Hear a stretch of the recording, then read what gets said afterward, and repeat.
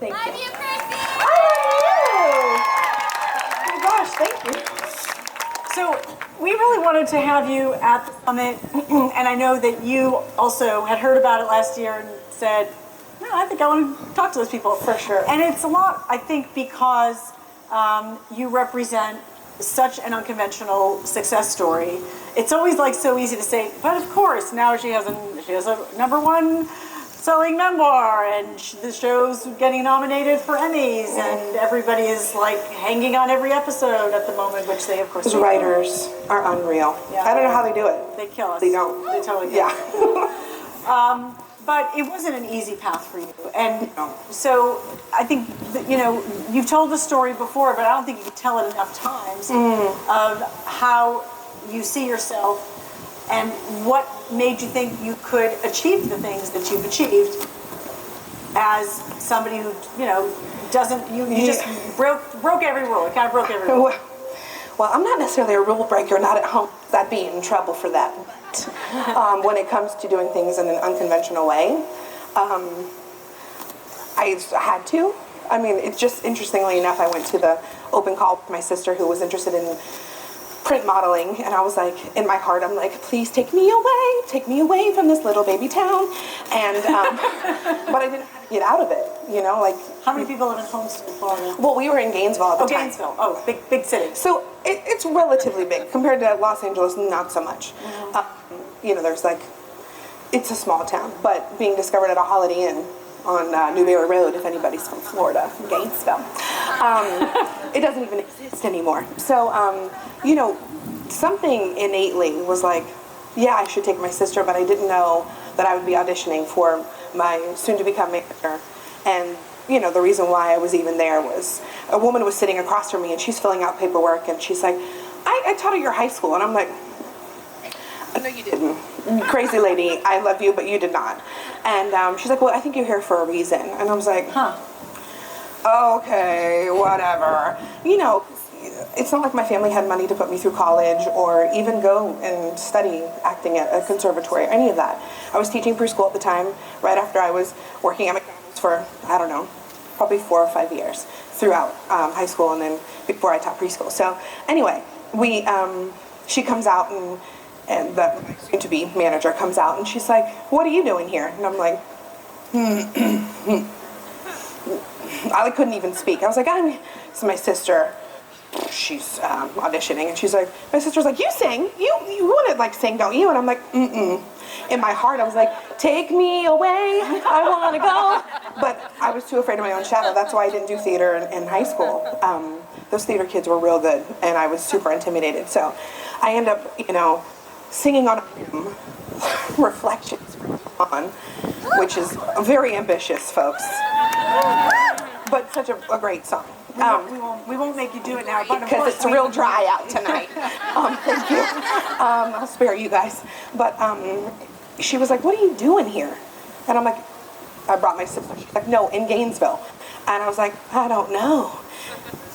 You gonna take me away? And she was like, well, we'll see about it. So I ended up, sort of going to acting classes for weeks at a time down to Orlando, which is like a 2.5-hour drive. At that point, I didn't even drive on the interstate, y'all. I'm gonna talk about the freeway. I'm talking the interstate in Florida. It is a 2-lane, maybe 3-lane. Can I do something with it? Is there a microphone, maybe? I feel like. Can we get some tech help on my phone? Can we get some help? Anyone? I don't know. I just hold it. Let's see. I'll do this, folks. We just make do. It's the wind. Okay. Anyhow, so I was putting in the time going to acting classes, but I wasn't sure that I was ever going to actually do anything with it. Prepared to go to Los Angeles and do sort of just a little monologue kind of show that my manager put together. I ended up getting signed, which was like a surprise to everybody. Literally, oh, thank you. Okay, I think this is going to be better. You have to ask for what you need, guys. This is something I'm learning, right? Still work in progress, but you have to ask for what you need. So, BT dubs. Anyway, so I was like, signed. Somebody wanted to work with me, and everyone else was like, how did the chubby girl get signed? And I was like, don't worry about it. And it's just when something is meant to be, like there's nothing you can do. I think that things are written in the stars and things align and you get what you're supposed to get. So anyway, I came out. Right, we can pause on that one. Yes. Because that comes at the same time as asking for what you need. You can't just sit there and wait for what you think you deserve. Right. But what was it in you that said, I don't see anyone on television or in the movies who looks like me, right? Yeah. Or there's, there are a few roles out there, maybe. Very few. But very few, and it always feels like the butt of the joke. Right. Yeah. There's no real narrative. There's nothing. Right, like who's the person, and they're like not so much treated like a real person, but more like either serving a purpose in the plot or whatever. So what made you say, no, I want to play actual roles that have depth and scope and are about something other than my weight, for example? Well, I think it came from, I just wanted to tell stories. I wanted to relate to somebody, and I wanted somebody to relate to me because I felt like sort of an outcast growing up. I was very emotional. I was sort of the diplomat within my friends and even in my family. And so I was like, maybe I can help people with this. But I never even thought like, oh, well, it's not going to happen because I have a different body type. But art, takes a minute for art to catch up to life. And that's what happened. And that's why I was an agent for 9 years, because I didn't want to go back home. And I was like, I got to pay the bills. Like, okay. I was like, and not that I didn't want to work with the general public, because I love people, but I don't know if I could have waited tables. So luckily, I became my agent's assistant for 9 years. Right, thanks. And so Devon Franklin, who actually produced the movie, he said something so profound. Is he the best? Is he the best? Devon's the best. Devon mentored at the spring version of this conference. He came to mentor women. He is How honestly, cool is that? I mean, he helped me through so much during the press tour for the movie and has been such a champion in so many ways. I just adore him. But what he said, it was so profound. He said, you have to learn to carry a crown before you wear one. And I was like, wow. Oh my goodness. So I was like, I'll put the time in. Like, I'll be, an assistant, and I will watch basically my boyfriend take another woman out every day, because that's what it feels like when you're getting other actors auditions and you're like, okay, all right, have a great time. Let me eat another Sprinkles cupcake. So, I mean, whatever. We cope the way we have to cope. Anyway, so, I was happy to put the work in, but I never thought like, oh, I'm never going to have a job. Like, I'm never going to do what I'm intended to do, because I think that, again, things are meant to be. It just wasn't necessarily in my ego's time, because when I went back home for every holiday, and everyone's like, oh, I thought you were going to be a movie star. Oh, what? I'm just working at an office, just trying to pay the bills. And so it wasn't in my time, and that's okay. But I never thought like, oh, it's never going to happen for me. I mean, I didn't think of it in the scope of a weight issue or being unconventional. I didn't know when it was going to happen, but I knew that eventually someone was going to be like, yeah, we need everybody on television. We need every representation of age, race, body type. I mean, anything and everything. Everybody has a story to tell. So it just took a minute. Just, 12 years. It's fine.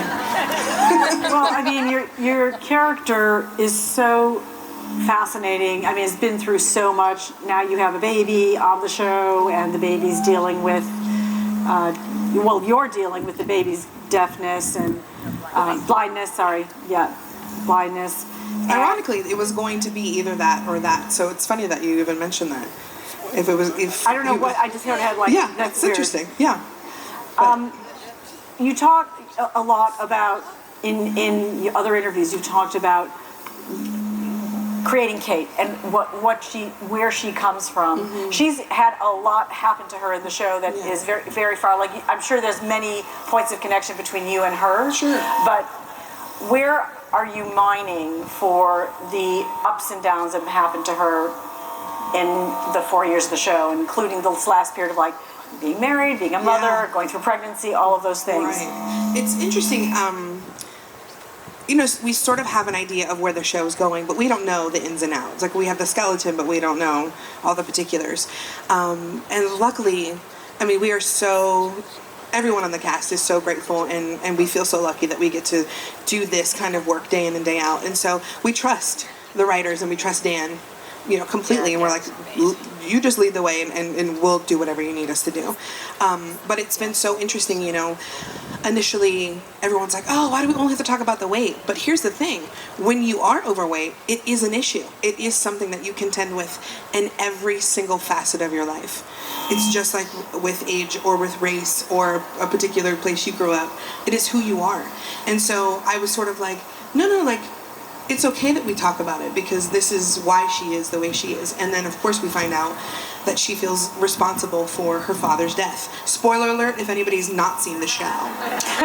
Sorry about it. Wait, the father died? Wait. Yeah. Let's start with that, yeah. And so holding on to that is really taxing. And then, I have to get over it and I have to get through it. And, there might be multiple addictions in our family. And there might be a lot of things to uncover and discover and discard. So it's been so rich of a journey, and now, you know, finding her true love, but also learning how to put her own oxygen mask on herself and say, like, you know what, I need to do what I need to do for me, you know. And that's what she's discovering, is like, she's the one that told Toby, I don't want to be with someone who has a weight issue because I have my own to contend with. And now, sorry for not cut up, he's doing things for his health. So there's all of that. And then there's a new baby with special needs. So it's really rich with a lot, and she's still contending with her own stuff that she's holding on to. It is interesting because the show takes on so many issues: race, you know, anxiety, depression, sure, addiction, disability, in ways that feel, you know, very normal. Yeah. But I mean, I do think that's what television at its best can do, because it really does change norms in our society. For sure. I would ask you, how have you felt that come back to you from fans or people that you encounter? Like, what is coming back to you about having created Kate and made her so? I'm already getting emotional about it because, as I said before, I've always wanted to just relate to someone or have someone relate to what I was going through, because that's all we're trying to do, is like live life on life's terms. And how do we do it collectively, and how do we do it with grace but also vulnerability? And she and I am super vulnerable, and that for me has been an asset. And I think that it's helped a lot of other people to say, oh my goodness, I'm going through the same thing, or I've had this issue, whether it was a father who's passed away and they still watch the football games with their ashes, or someone who didn't feel comfortable sitting in a booth at a restaurant. I mean, literally everything and anything. And I try to read all the messages, and I try to respond or have connections with people on the street. Like, as an artist, this is like what you always dream about. You're like, okay, yeah, I want to pay the bills, but I want to make a difference. And so when women feel that they're being heard and seen, and I get to be a conduit of that because of the writers and Dan and Jen Sulky, who believed in me from the beginning, you're like, okay, I'm doing what I'm supposed to do, because it all makes sense. So yeah, I feel very connected to all the people that reach out, and it's not lost on me, and I'm so grateful. So yeah. Thanks. How today, now as a successful actress and singer, So crazy. So how do you relate to your weight today? So I've seen many successful actresses who've come in and they're sort of a plus size, or they're not skinny minis, and often you see they go and they lose all the weight. Like Jennifer Hudson's one example, right? When we met her on American Idol, she was a big girl. Yeah. Now she's like super fit.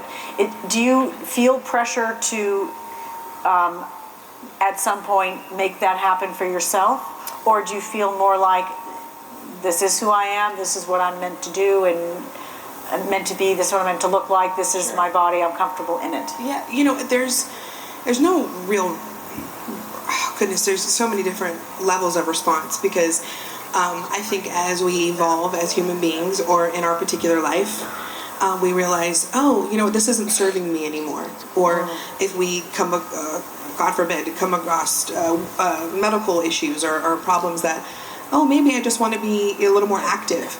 And some people knock the girls that like lose weight and say like, why did you guys do that? You're Definitely. selling out. Yeah. And that's not necessarily true. Much like Kate, it's like, oh no, she's finally contending with the things that she was eating over, right? So I think it's more about the behavior around what you're doing. And it could be social media, gambling, sex, drinking, food. It could be anything. Fill in the blank. How is my behavior around that? And how do I want to change that behavior? Because it's this thinking of like obsessing about something. And so for me, I'm like, am I eating for my health, or is there something really going on?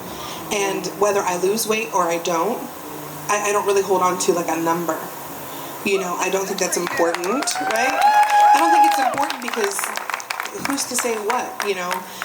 People, they're like, wait, what? You got your blood work done and you have like great, perfect cholesterol? Like, it doesn't make sense. I'm like, I want you to know it's real. Like, contrary to popular belief or like what we're told about what looks healthy or what doesn't look healthy.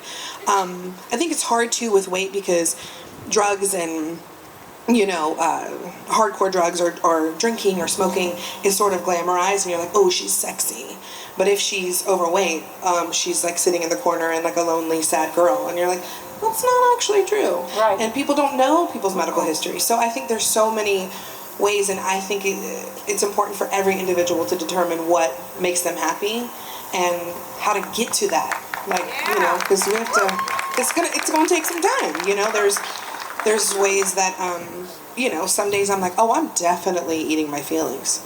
And then some days I'm like, yeah, like when my heart is full, I'm not hungry, right? So there's those kinds of thoughts that like, oh, what is the psychology behind it? So do I want to take care of my body and live a healthy life? Absolutely.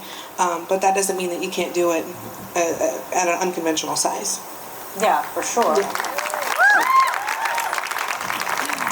What other things do you think you want to do in your life? I mean, I was going to say, like, being on a hit show is really kind of a blessing and a curse in a way. It's a blessing, of course, and you work so hard to be able to do that, but then, of course, that character is stuck to you in the minds of the public for a long time, maybe forever for some, you know, seriously. So, you know, some actors think that's great. Some actors are like, God, I really want to be able to do, I mean, you do comedy and drama. You do like everything in the show. It's not like you're in one lane. There's a lot of lanes going on there. But still, like, what are your other dreams? Yeah, well, you know, comedy, I thought comedy was going to be my thing. Like, I was funny. Like, what's happened? Like, where I'm just crying all the time. And so, which I don't mind because it's very cathartic. However, you know, comedy stems from tragedy. And so, like, I like to think I'm a funny girl. And so I'd love to do more comedy. You know, I did an episode of The Last OG, which is Tracy Morgan's show, which is a very different character than Kate Pearson, everybody. My mom was like, you were his prison what? I'm like, that's okay, Mom. You don't have to watch it. Now we're all going to go watch it. I snuggled in some Skittles for Tracy Morgan's character when he was in prison, folks. Anyway, the thing is, I don't take myself too seriously. Okay, how'd you get that right? Did he write that for you? Oh, actually, guys, listen to this. Oh, ladies. So, you know, when I was a talent agent, we'd always get breakdowns, which is a breakdown of a character for people who don't know. And then you call casting, and you're like, oh, I have somebody for this role. Well, this role said a Chrissy Metz type. I said, I made it!